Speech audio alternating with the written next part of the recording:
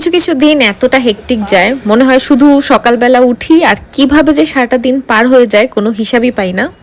আসসালামু আলাইকুম এভরিওয়ান। প্রতিদিনের মতন আমি সকাল সকাল বের হয়ে যাই ল্যাবে যাওয়ার জন্য, কিন্তু প্রথমে আমার চলে আসতে হয় ইউবিসি ক্যাম্পাসে, কারণ আমার এখানে আরেকটা প্রফেসরের সাথে কোলাবোরেটিভ রিসার্চ ওয়ার্ক হবে। তাই এখান থেকে সলিউশনটা কালেক্ট করতে চলে আসি, তারপর সেটা নিয়ে আবার আমার ল্যাবে চলে যেতে হবে। সলিউশন আর স্যাম্পল নেওয়ার জন্য আইস উইথ স্টাইরোফোম বক্স ইউজ করি, কিন্তু এটা নর্মাল টেম্পারেচারেই প্রবলেম হবে না, তাই এইভাবেই নিলাম। ল্যাবে আসার পর থেকে বসার কোনো সুযোগ হয় না, দেখা যায় কোনো না কোনো কনফারেন্স থাকে, এক্সপেরিমেন্ট থাকে, এগুলো চলতেই থাকে। এর মধ্যে আজকে আমার কিছু কোডিং এর কাজও ছিল, সেটা আমি দ্রুত কমপ্লিট করে আমার আবারও চলে আসতে হয় ইউবিসি ল্যাবে।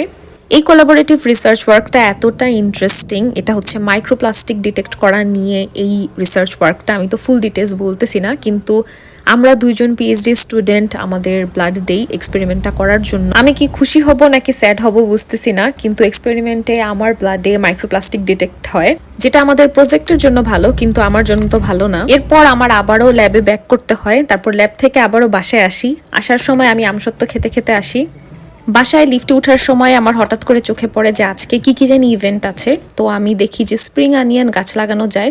ভাবলাম এখন এতটা রোদ, তো এই গাছটা যদি লাগাই গ্রো হতেও পারে। এর পরপরই আরেকটা ইভেন্ট শুরু হয়, সেটা হচ্ছে পাইপ ক্লিনার দিয়ে ফ্লাওয়ার বানানো। এটা আমার খুবই ফেভারিট। আমি এর আগেও অনেকগুলা ফুল বানিয়েছিলাম, আর এবারও আমি অনেকগুলা ফুল বানিয়ে তাড়াতাড়ি চলে আসি। এরপর বাসায় এসে ডিনার প্রিপেয়ার করে ফেলি, আর এত হুড়ুস্তুরের মধ্যে থাকি, বাসা যে কি অবস্থা থাকে। এখন রাতে ঘুমানোর পর আবার তার পরের দিন একই রুটিন।